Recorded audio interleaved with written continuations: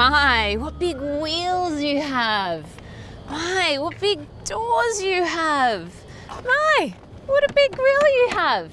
Is it the big bad wolf? No, it's just the Toyota Land Cruiser Prado, and it feels large. I'm in the GXL, which is second from the bottom of the range. It seats 7 people and it comes in at about $67,000.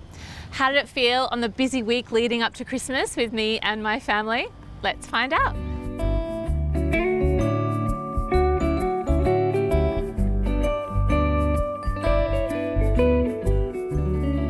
I've already said it, it's large, but it's still reasonably stylish for such a big car. This 2019 model comes with the option of no spare tyre on the back, so it's a lot more sleek than previous models. But it's still a rugged looking car to do rugged things with. It definitely has a don't mess with me attitude about it.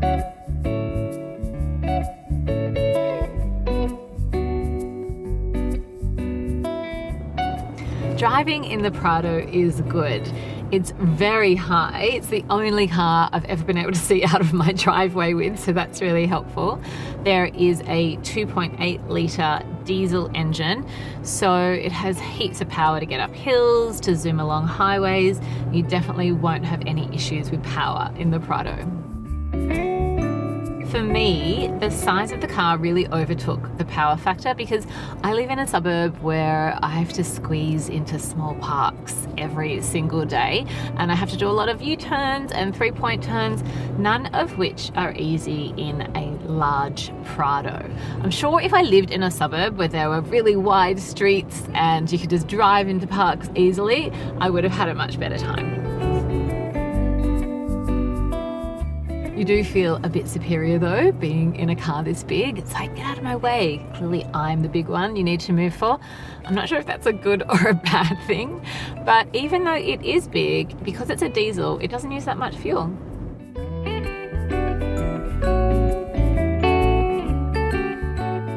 So I've got the GXL, which has a premium interior fitted for an extra $3,500, but I reckon it's pretty worth it. You get leather accented seats that are heated and ventilated up front and heated in the second row. And I think the leather just really lifts things in here and brings it up to a high level.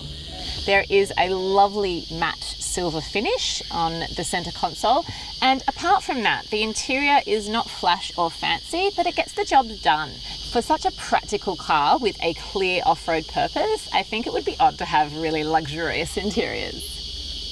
There are 2 cup holders in the front and a giant center storage bin that was great to hide some of the kids' Christmas presents in it this week. You'll get a bottle holder in each door and a storage hole in front of the gear stick that is an excellent spot to lose your keys. Take it from me. Space, of course, is fantastic. It honestly feels like a truck in here, and both me and my taller husband had plenty of room all week. The kids used the side step to climb up into the second row, and they loved having so much space. I mean, I'm 161 centimeters and I'm literally lounging in here. There is so much room. You can definitely fit a third child seat in the middle, which you'll need to do if you have 3 small children in child seats, because there are 3 tether points on the second row, 2 ISOFIX points on the second row, but there are no tether points in the third row. So you will have to get all your child seats in the middle.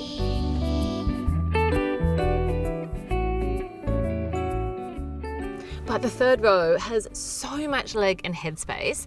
I feel like I'm sitting in a normal car, which is not normal for a 7-seat SUV. You normally do still feel cramped in the back, so it's pretty great space. I found a few bits and pieces annoying though, because you can't access the third row seats from the boot. So you actually have to put down the middle row or put up the middle row to get in here to put these seats up, which can just get really annoying because you have to do both sides if you're constantly putting up these rows up and down. You'll get 2 cup holders in the third row, which makes 2 in each row.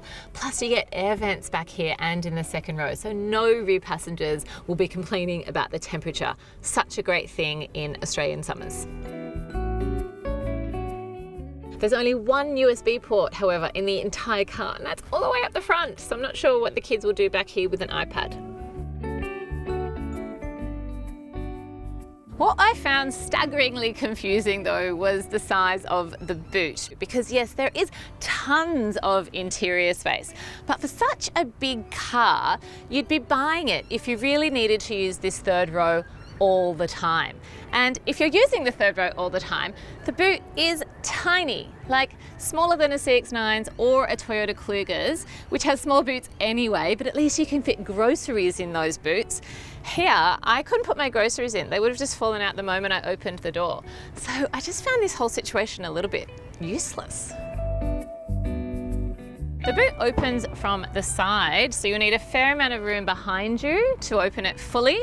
And it's also quite high to hoist things up into. I was trying to carry something really heavy this week and it made a big difference.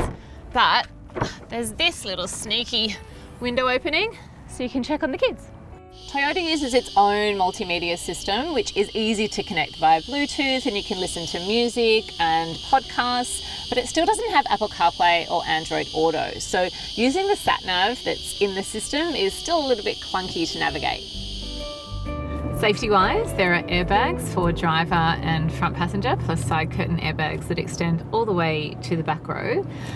You get front collision warnings, but you don't get rear collision warnings, which is kind of where you need them most in this spec only. You do get them in higher specs. You'll also get auto emergency braking, lane departure alerts, and active cruise control in the GXL.